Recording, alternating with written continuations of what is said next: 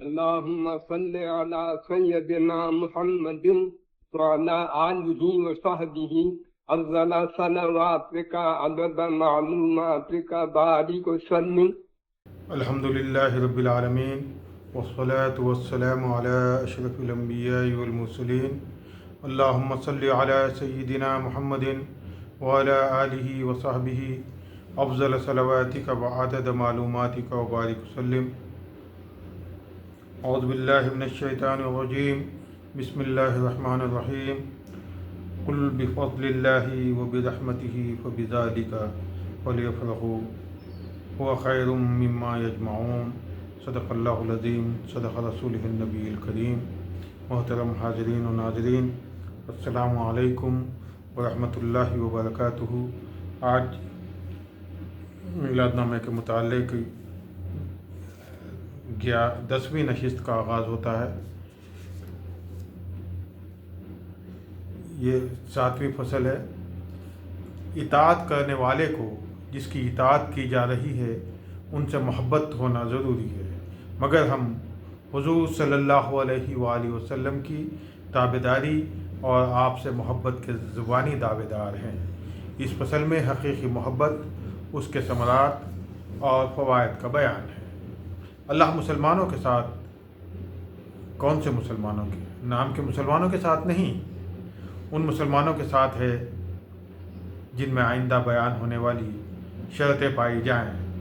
جب تک وہ شرطیں پائی گئیں خدا بھی ان کے ساتھ تھا، ساری خدائی ان کے ساتھ تھی، فرشتے ان کی مدد کے لیے اترتے تھے. مسلمانوں کی خاطر بار بار ان کو حکم ہوتا تھا کہ فرشتوں مسلمانوں کی ہمت بندھاؤ، ان کو ثابت قدم رکھو. اسی کا اثر تھا کہ سرسبز سلطنتیں بے سر و سامان مسلمانوں کے ہاتھ میں تھیں. جب مسلمانوں نے وہ شرطیں کھو دیں، خدا کی نظر عنایت بھی مسلمانوں سے اٹھ گئی، اپنے پلائے ہو گئے، سلطنتیں گئیں، عزت گئی. اب بھی فرشتوں کو اللہ تعالیٰ بھیجتا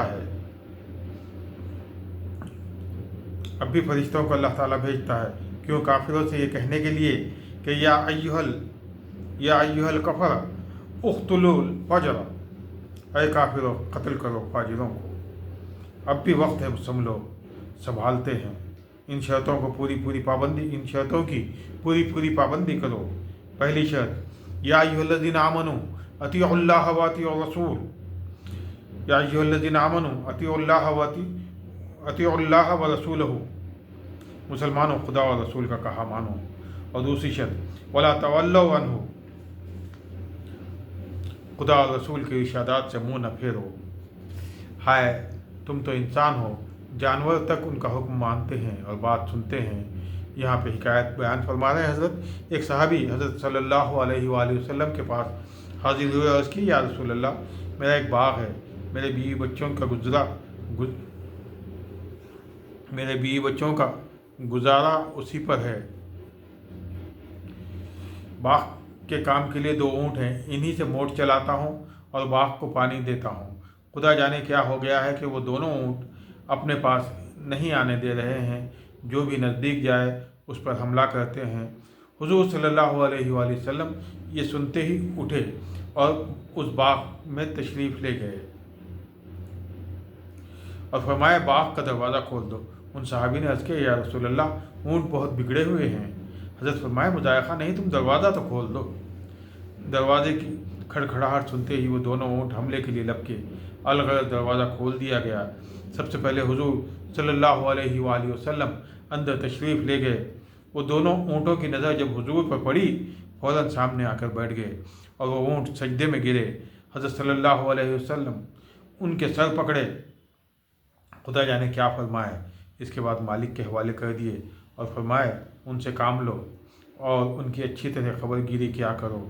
یہ جانوروں کی اطاعت رسول تھی کہ سرکش اونٹ بالکل نرم ہو گئے. جانوروں نے حضرت کی بات سنی. افسوس ہے کہ ہم انسان ہو کر حضرت کی خلاف ورزی کرتے ہیں. ہائے افسوس، اس منہ پر ہم کو رسول اللہ صلی اللہ علیہ وآلہ وسلم کی محبت کا دعویٰ ہے. ظاہر ہمیشہ باطن کے تابع ہوتا ہے. قلب میں اگر غصہ ہو تو اس کے آثار ظاہراً نمایاں ہو جاتے ہیں. دل میں اگر خوشی ہو تو اس کے آثار بھی ظاہر ہوتے ہیں. تو کیا ایک محبت ہی ہے کہ وہ دل میں ہو اور اس کے آثار ظاہر نہ ہو؟ دوستو، دلی محبت تو وہ چیز ہے کہ بغیر اعضاء سے ٹپ کے رہ نہیں سکتی۔ ایک عضو سے نہیں بلکہ سر سے پیر تک ہر ایک عضو سے وہ دل کی محبت ظاہر ہونے لگتی ہے، اور یہ ایک موٹی بات ہے۔ قلب افضل و اشرف ہے، سب اعضاء اس کے تابع ہیں۔ جو کیفیت قلب میں ہو اس کا اثر بال بال میں آنا ضروری ہے۔ دیکھیے، بخار اس حرارت کا نام ہے جو قلب میں پیدا ہوتی ہے، اس کا اثر بال بال میں ہوتا ہے۔ یہ نہیں ہو سکتا کہ صرف قلب میں بخار ہو، اعضاء میں اس کا اثر نہ ہو۔ اسی طرح یہ بھی ممکن نہیں کہ قلب میں محبت کی آگ ہو اور تمام بدن میں نہ بھڑک اٹھے۔ ہائے، یہ کیسی محبت ہے کہ دل میں تو ہے مگر تمام اعضاء خلاف میں ڈوبے ہوئے ہیں۔ حضور صلی اللہ علیہ وآلہ وسلم جن کی محبت کا دعویٰ ہے، ان کے پاؤں نماز میں کھڑے کھڑے سوج گئے تھے۔ آپ کا سر گھنٹوں سجدے میں رہتا تھا اور آپ کو آخر وقت چلا نہیں جاتا تھا۔ کاندھوں پر ہاتھ دیے پاؤں گھسیٹتے مسجد میں تشریف لاتے تھے۔ جن کی محبت کا دعویٰ ہے ان کی حالت یہ تھی۔ ادھر ہمارا سر سجدے میں نہیں جھکتا، پیر مسجد کی طرف نہیں چلتے، پھر بھی محبت کا دعویٰ ہے۔ ہائے، ایک بازاری عورت سے محبت ہو جاتی ہے جو وہ کہے کرنے تیار، چاہے عزت جائے، مال جائے، جائیداد جائے، مگر اس کی فرمائش پوری ہو۔ سارے خاندان کا خلاف ہو جائے تو پرواہ نہیں، مگر خلاف نہ ہو تو اس چڑیل کا جس سے دل لگا ہے۔ دوستو، یہ ہے دل کی محبت کا اثر۔ عشق مولا کہے کم از لیلا بود، عشق مولا کہے کم از لیلا بود، گوئے گشتن بہر او اولا بود۔ اللہ کا عشق کیا لیلا کے عشق سے گیا گزرا ہے؟ گیند پھینکنے والے کے جیسا گیند تابع ہو جاتا ہے، ایسا ہی جو اللہ کا حکم ہو اس کے تابع ہو جانا چاہیے۔ اصل یہ ہے کہ محبت ہی کی کمی ہے۔ ہائے، اگر محبت ہوتی تو جان مال سب قربان کرتا، حضور جو فرماتے وہ سب کرتا۔ ہائے مسلمانوں، حضرت سے محبت نہیں، ارے اپنے جانوں سے بھی محبت نہیں۔ حکیم اور ڈاکٹر کی بات جس طرح سنتے ہو اور فوراً عمل کرتے ہو، حضرت سید الانبیاء صلی اللہ علیہ وآلہ وسلم کی اتنی بھی وقت نہیں۔ وہ حکیم 4 پتے کوٹ کر دیے تو مان لیتے ہو، اور حضور صلی اللہ علیہ وآلہ وسلم جو فرمایا اس کو نہیں مانتے۔ مسلمانوں، تم سب کے سب اسفل السافلین میں گرے ہوئے ہو۔ اگر اعلیٰ علیین میں پہنچنا چاہتے ہو ایک کام ضروری ہے، اعلیٰ علیین میں پہنچنا چاہتے ہو تو ایک کام ضروری ہے، وہ رسول اللہ صلی اللہ علیہ وآلہ وسلم کی محبت ہے۔ کیسی محبت؟ جان سے، مال سے، اہل و عیال سے، سب سے بڑھ کر حضرت کی محبت ہو۔ ایسی محبت کا اثر یہ ہے کہ انسان آپ کے ہر ارشاد کو مان لیتا ہے اور ہر بات میں آپ کی تابعداری کرتا ہے۔ افسوس مسلمانوں، تمہاری حالت بہت خطرناک ہو گئی ہے۔ وہ تم منہ سے حضور کی تابعداری سے انکار نہیں کرتے ہو، مگر عملاً تمہارے اطاعت نہ کرنے کی حالت یہ کہہ رہی ہے کہ خدا اور رسول نے یہ سب بکھیڑے، نماز پڑھو، روزہ رکھو، زکوٰۃ دو، حج کرو، معاملات درست کرو، اخلاق اچھے کرو، فضول پھیلائے ہیں۔ پہلے زمانے میں خدا اور رسول کی نافرمانی اس قدر نہیں ہوتی تھی جس قدر اب ہو رہی ہے۔ اس وقت بھی عام لوگوں میں سب دیندار نہ تھے، مگر اس وقت کے لوگوں میں اور اس وقت کے لوگوں میں فرق یہ ہے کہ اس وقت کے لوگ اپنے آپ کو گنہگار سمجھتے تھے اور اپنے افعال کو دین نہیں سمجھتے تھے۔ اس وقت کے لوگ گناہ کرتے ہیں پھر بھی دیندار کے دیندار اور خود دین کے احکام کے موافق نہیں ہوتے، بلکہ اپنے افعال کو دین کے احکام کے موافق کرنے کی کوشش کرتے ہیں۔ کوئی سود کے حلال کرنے کی فکر میں ہے تو کوئی کہتا ہے کہ نکاح فضول ہے، راضی طرفین کافی ہے جہاں جبر نہ ہو۔ راضی طرفین کافی ہے جہاں جبر نہ ہو۔ ایک اخبار میں چھپا تھا، اسلام کی طرف سب جھکتے ہیں مگر اس میں نماز کی ایسی پخ ہے، اس کی وجہ سے لوگ رکتے ہیں۔ اگر علماء نماز کو اڑا دیں تو پھر بہت سے لوگ مشرف اسلام ہوتے ہیں۔ ایک صاحب بے وضو نماز پڑھ لیا کرتے تھے۔ کسی نے کہا جناب بے وضو نماز نہیں ہوتی۔ وہ صاحب جواب دیے، دقیانوسی مولویوں کے خیالات ہیں، یہ مولوی غور نہیں کرتے اور دین کی تہہ کو نہیں پہنچتے۔ عرب میں جب اسلام آیا افلاس بہت تھا، محنت مزدوری سے پیٹ بھرتے تھے، میلے کچیلے رہتے تھے، اس لیے حکم دیا گیا تھا کہ جب نماز پڑھو منہ ہاتھ دھو لیا کرو۔ اب وہ حال نہیں رہا۔ ہم روز صبح کو صابن لگا کر غسل کرتے ہیں، ہم کو بار بار جسم دھونے کی ضرورت نہیں۔ ایسا ہی روزہ بھی ملک کے عرب وحشی ملک تھا، وہاں بہیمیت زیادہ تھی، ان کی اصلاح کے لیے روزہ مقرر فرما دیا گیا تھا۔ ہم کو تہذیب و اخلاق حاصل ہے، ہم کو روزے کی کیا ضرورت؟ لکھنؤ میں مجلس ہوئی تھی، مسلمانوں کے تنزل کے اسباب پر غور کیا گیا تھا۔ آخر میں یہ بات معلوم ہوئی کہ اسلام ہی تنزل کا سبب ہے، یہاں تک نوبت پہنچ گئی ہے۔ یوں تو پہلے ہی سے نفس مشقت سے بھاگتا تھا، اس پر باہر سے مذہب پر حملے ہو رہے ہیں۔ ادھر نوجوانوں کی روشن خیالی، ان سب باتوں سے اس قدر حالت بگڑ گئی ہے کہ اب سنبھلنا بہت مشکل ہے۔ اسی لیے اللہ تعالیٰ فرماتا ہے اطیعوا اللہ ورسولہ ولا تولوا عنہ وانتم تسمعون، خدا اور رسول کا کہنا مانو اور ان کے حکم سے منہ مت پھیرو۔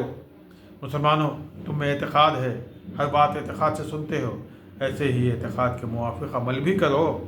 ولا تکونوا کالذین قالوا سمعنا وهم لا يسمعون، نام کے مسلمانوں جیسے مت بن جاؤ جو کہتے ہیں کہ ہم سنتے ہیں حالانکہ خاک نہیں سنتے، اس لیے کہ ان میں اعتقاد ہی نہیں، جو جی میں آئے بکتے ہیں۔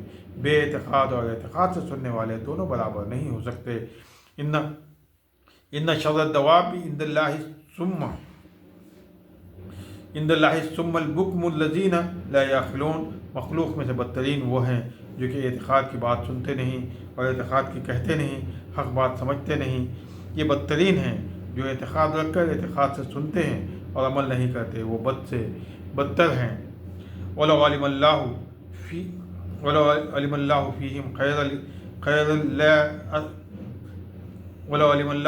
خَيْرًا لَأَسْمَعَهُمْ، یہ بے اعتقادیوں میں ایک بڑی خوبی کی کمی ہے، وہ طلب حق ہے۔ اگر ان میں طلب حق کی خوبی ہوتی تو اللہ تعالیٰ ان کو حق بات سننے اور سمجھنے کی توفیق دیتا۔ وَلَوْ أَسْمَعَهُمْ لَتَوَلَّوْا وَهُمْ مُعْرِضُونَ، جن کو طلب حق نہیں ان کو ہم سنوا بھی دیں تو بیکار ہے، ان کی وہی ہٹ رہے گی اور وہی اعتراض رہے گا۔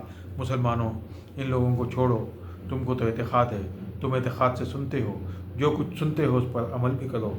تم کو اطاعت کا جو حکم دیا جا رہا ہے اس میں تمہارا ہی فائدہ ہے، تم کو ہمیشہ کی زندگی دینے کے لیے بلایا جا رہا ہے۔ یا ایھا الذین آمنوا استجیبوا للہ ولرسولہ اذا دعاکم لما یحییکم، مسلمانوں، اللہ اور رسول کی بات سنو، ان کا کہا مانو، وہ تم کو ہمیشہ کی زندگی دینے بلاتے ہیں، سوچو تو اس میں تمہارا فائدہ ہے یا اللہ اور رسول کا۔ اب ایک حدیث نقل فرما رہے ہیں حضرت صلی اللہ علیہ وسلم فرمائے، کچھ لوگ جنگل میں بیٹھے ہوئے تھے، یہاں پانی اور آبادی منزلوں دور تھی، توشہ ختم ہو گیا تھا، سواریاں مر گئی تھیں، سب کو یقین ہو گیا تھا کہ اب ہم مر جاتے ہیں۔ ایسے میں ایک شخص پیدا ہوا اور کہا لوگوں کیا حال ہے؟ ان لوگوں نے کہا کیا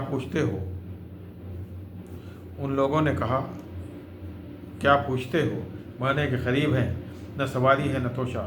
اس شخص نے کہا آؤ میں تم کو ایک سرسبز مقام کی طرف لے چلتا ہوں، یہاں پانی ہے اور طرح طرح کی نعمتیں ہیں، مگر اس شرط سے لے چلتا ہوں عہد واثق کرو کہ میری کسی بات میں نافرمانی نہ کرو گے۔ وہ تمام لوگ عہد کر لیے۔ وہ شخص ان کو لے کر شاداب مقام پر پہنچا، وہ سب لوگ بہت خوش ہوئے اور وہاں اتر کر نعمتوں کا لطف لینے لگے۔ پھر اس شخص نے کہا لوگو چلو کوچ کرو۔ سب نے کہا کہاں؟ اس شخص نے کہا ایسے مقام کی طرف جہاں کے پانی کو یہاں کے پانی سے، وہاں کے باغ کو یہاں کے باغ سے کچھ مناسبت نہیں، وہاں کی ہر چیز یہاں کی ہر چیز سے اعلیٰ ہے، یہاں تو چند روز رہنا ہے، وہاں ہمیشہ رہو گے۔ ان میں سے اکثر کہنے لگے ہمارے خیال میں تو نہیں آتا کہ اس سے کوئی اچھی جگہ بھی ہو۔ چند لوگوں نے کہا اس شخص سے نافرمانی نہ کرنے کا عہد کر چکے ہو اور یہ شخص اپنے پہلی بات میں سچا نکلا ہے، اس لیے اس کی یہ دوسری بات بھی مان لو، اس کے ساتھ چلو۔ کچھ لوگ اس کے ساتھ ہو لیے، ہمیشہ کی زندگی اور ہمیشہ کی نعمتوں میں پہنچ گئے، اور جو لوگ خلاف کیے وہیں رہ پڑے، ان کو دشمن لوٹ لیے اور قتل ہوئے اور قید کیے گئے۔ رسول اللہ صلی اللہ علیہ وآلہ وسلم کے تشریف لانے سے پہلے جو انسانوں کی حالت تھی وہ بد سے بدتر ہو گئی تھی۔ عقائد خراب، معاملات خراب، عبادتوں کا نام نہیں، سب تباہ ہو کر دوزخ کے قریب پہنچ گئے تھے اور محتاج اور مفلس تھے۔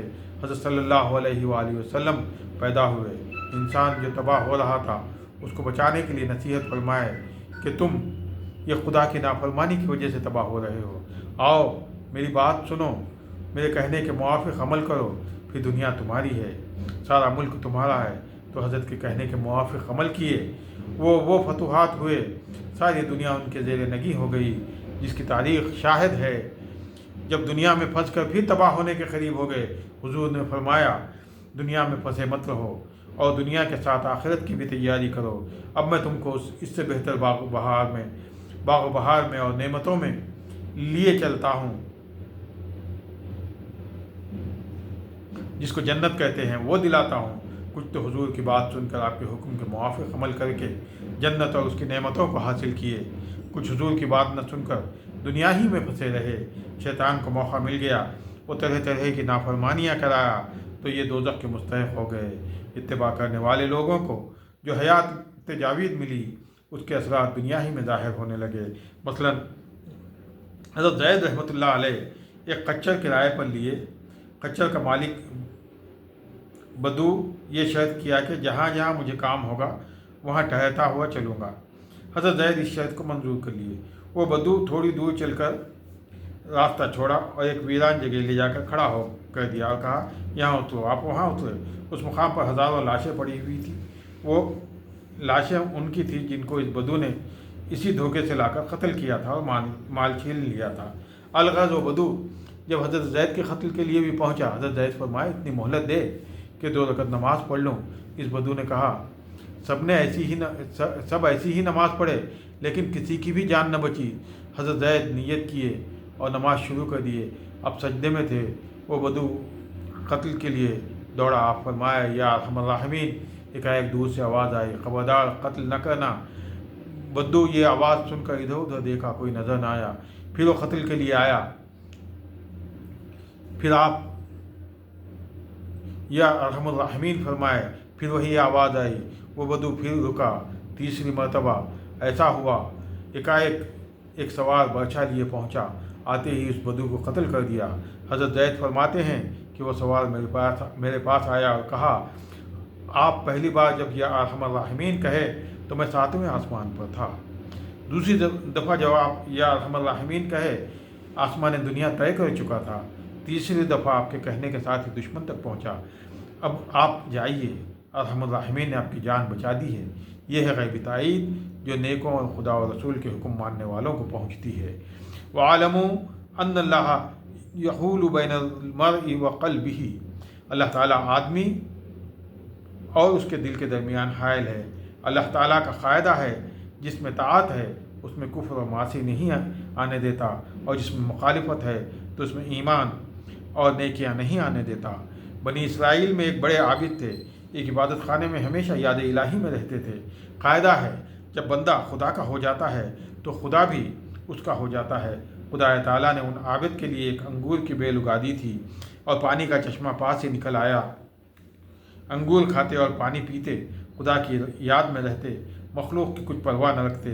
ایک عورت نہایت حسین و جمیل ایک روز وہاں آئی اور بہت عاجزی سے کہی بستی دور ہے، اگر اجازت ہو تو رات کی رات یہاں پڑی رہوں۔ عابد اجازت دیے۔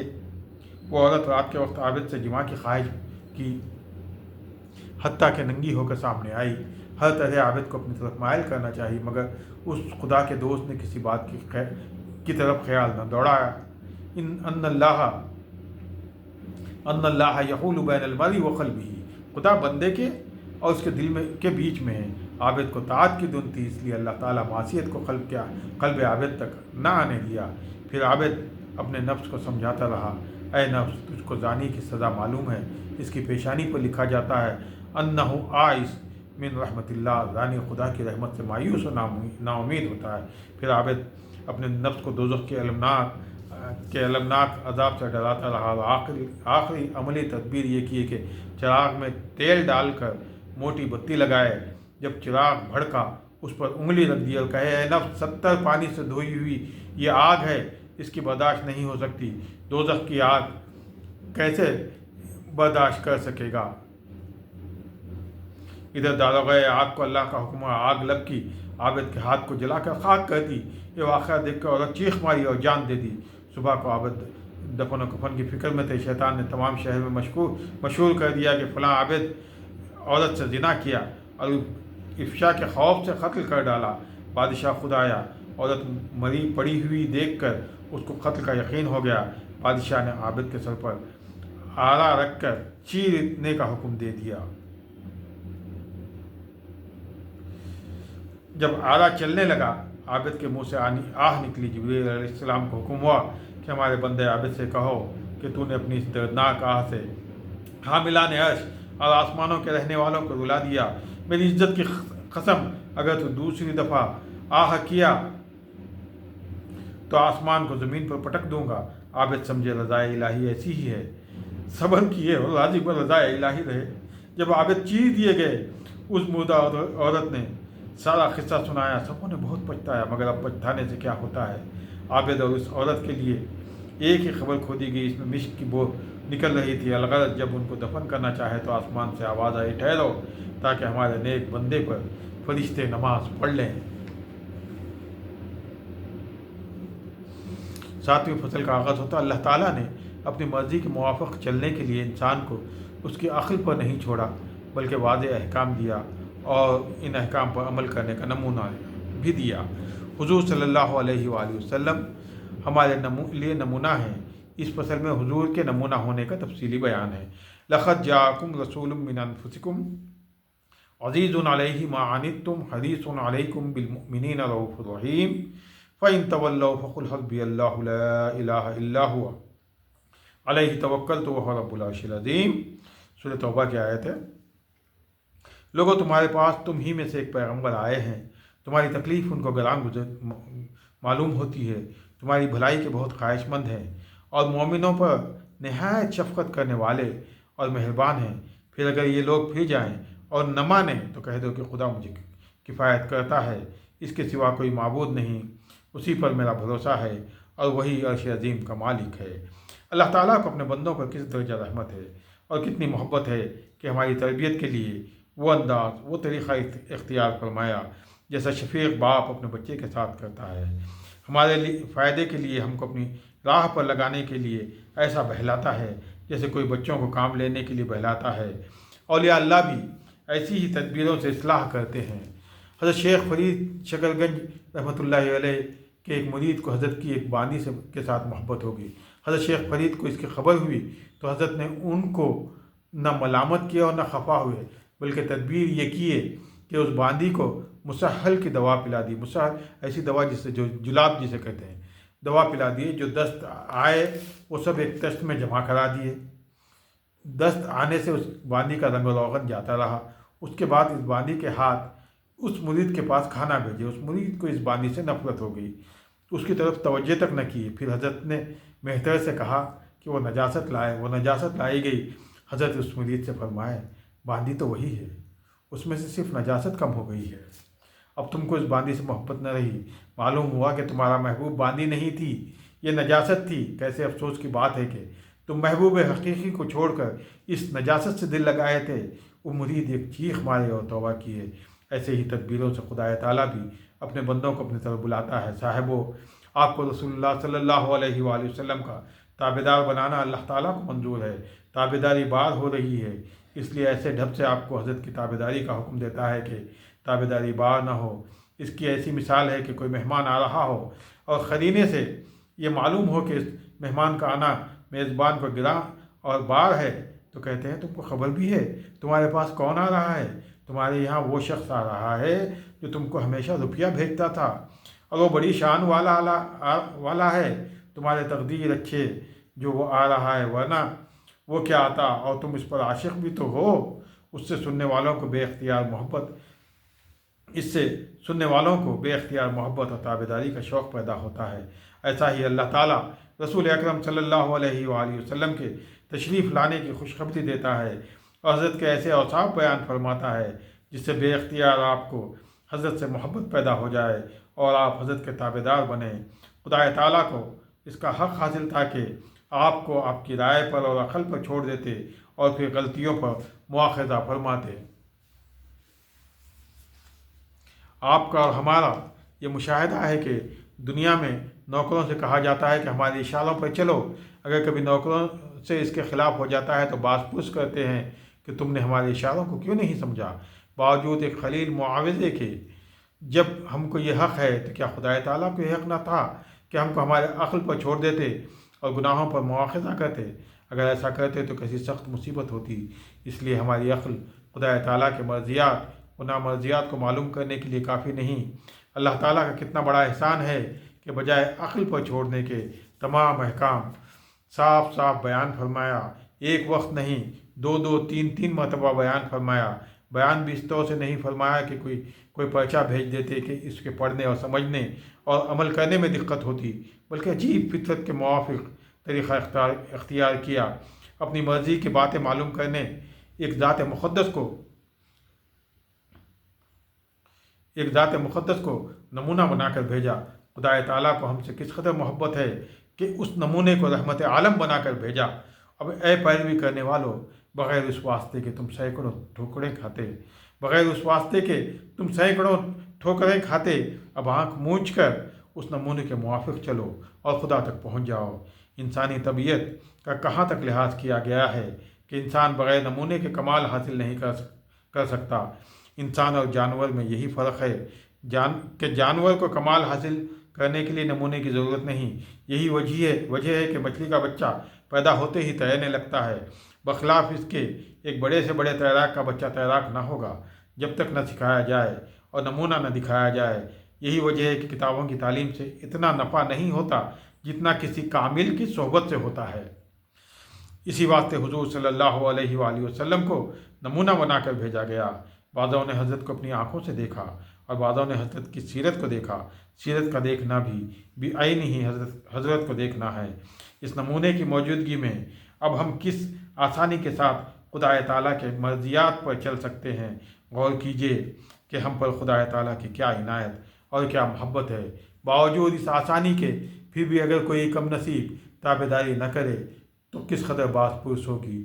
حکم ہوگا، ارے ظالم، ہماری اتنی آسانی کو تو کچھ قدر نہ کیا اور اس نمونے کے موافق بن کر نہ آیا۔ اس کی مثال ایسی ہے جیسے کہ ہم کسی درزی کو شیروانی کا کپڑا دیں اور نمونے کے لیے اپنے جسم کی شیروانی بھی دیں اور کہیں کہ اس نمونے کے موافق کاٹ اور سلائی رہے۔ شیروانی تیار ہو جانے کے بعد نمونے کے موافق نہ رہے، اس میں فرق ہو جائے تو آپ درزی پر کس قدر خفا ہوں گے۔ آپ کی خفگی پر اگر درزی کہے کہ شیروانی میں سب کچھ تو برابر ہے، صرف چھاتا ذرا ڈھیلا ہو گیا ہے اور آستین چھوٹے ہو گئے ہیں، آپ کہیں گے کہ ارے کمبخت، تو نے تو پورا کپڑا خراب کر دیا۔ غرض کے جو برتاؤ آپ درزی سے کریں گے وہی برتاؤ خدا تعالیٰ سے پانے کے لیے تیار ہو جائے۔ اس منظر کو پیش نظر رکھیے کہ جب آپ خدا تعالیٰ کے سامنے کھڑے ہوں گے اور نمونہ نبوی کے موافق نہ اتریں گے، خیال کیجئے کہ اس وقت خدا تعالیٰ کس قدر غضبناک ہوگا۔ اس لیے اللہ تعالیٰ فرماتا ہے، لقد کان لکم فی رسول اللہ اسوۃ حسنہ، بالکل اس نمونے کے جیسے بن جاؤ۔ نماز ایسی ہی ہو جیسی حضور صلی اللہ علیہ وآلہ وسلم کی تھی، روزہ بھی ویسا ہی ہو جیسا حضرت کا تھا، الغرض ہر چیز اسی طرز کی ہو جیسی رسول اللہ صلی اللہ علیہ وآلہ وسلم کے طرز کی تھی۔ قبر میں حضرت رسول اللہ صلی اللہ علیہ وآلہ وسلم کو یا حضرت کی تصویر کو اس لیے دکھایا جاتا ہے کہ دیکھو یہ نمونہ ہے، ذرا اپنے آپ کو اس نمونے سے ملا کر انصاف کرو کہ کیا تم اس نمونے کے موافق ہو۔ بس اس پر خبر کا تصفیہ ہے۔ اگر نمونے کے موافق ہیں تو آرام و چین ہے، اگر نمونے کے موافق نہ اترے تو عذاب ہی عذاب ہے۔ صحابہ رضی اللہ تعالیٰ عنہم اجمعین نے نمونے کے موافق ہو کر دکھایا۔ ایک مرتبہ حضرت صلی اللہ علیہ وآلہ وسلم کٹورے میں سے کدو کے ٹکڑے تلاش کر کے تناول فرما رہے تھے۔ ایک صحابی جب حضرت کے اس عمل کو دیکھے تو اس کے بعد سے خود بھی کٹورے سے کدو کے ٹکڑے تلاش کر کے کھانے لگے۔ وہی صحابی فرماتے ہیں، اس واقعے کے بعد سے مجھے کدو سے محبت ہو گئی۔ لوگوں، تمہارا کدھر خیال ہے؟ لقد جاءکم، نمونہ تمہارے پاس آ گیا۔ یہ وہی نمونہ ہے اور یہ وہی نور ہے جو سب کائنات سے پہلے پیدا ہوا تھا۔ عالم ارواح میں اس نور کی تربیت ہو رہی تھی۔ آخر زمانہ میں اس امت کی خوش نصیبی سے جس میں عنصری میں جلوگر ہو کر تمام عالم کو منور کرنے کے لیے لقد جاءکم رسول بن کر آ گیا۔ صاحبو اس رسول کی اتباع کرو۔ اس ہادی کی تابعداری آسان ہوتی ہے جس کے ہم پر احسان ہو اور اس سے محبت ہو اور وہ عظمت و شان والا ہو۔ اس لیے اللہ تعالیٰ آپ حضور کی ایسی صفتیں بیان فرماتا ہے جس سے یہ تینوں باتیں ثابت ہوں۔ جو فصل 8ویں فصل شروع ہو رہی ہے انشاءاللہ. یہ کل کی 11ویں نشست میں اس کا مطالعہ ہوگا. اور اس کے بعد کل 10 ربیع الاول ہے. 11 اور 12 کو 11 ربیع الاول کو شام میں اسی وقت مجلس ہوگی. 12 ربیع الاول کی صبح فجر کے بعد انشاءاللہ تولد کا بیان ہوگا. الحمدللہ رب العالمین والصلاة والسلام علی اشرف الانبیاء والمرسلین. اللہم صلی علی سیدنا محمد وعلی آلہ وصحبہ افضل صلواتک وعدد معلوماتک وبارک وسلم. الہی بحرمت الحسین واخیہ وامہ وابیہ وجدہ وبنیہ فض جمع نحن فیہ. خدایا بحق بنی فاطمہ کے بالقول ایما کنی خاتمہ. اگر دعوت مدد کنی والقبول من دست دامان آل رسول است پہلے قاجگان نقش بند قائد دنیا عاقبت محمود باد. وسبحان ربک رب العزت عما یصفون وسلام علی المرسلین والحمد للہ رب العالمین. السلام علیکم ورحمۃ اللہ وبرکاتہ.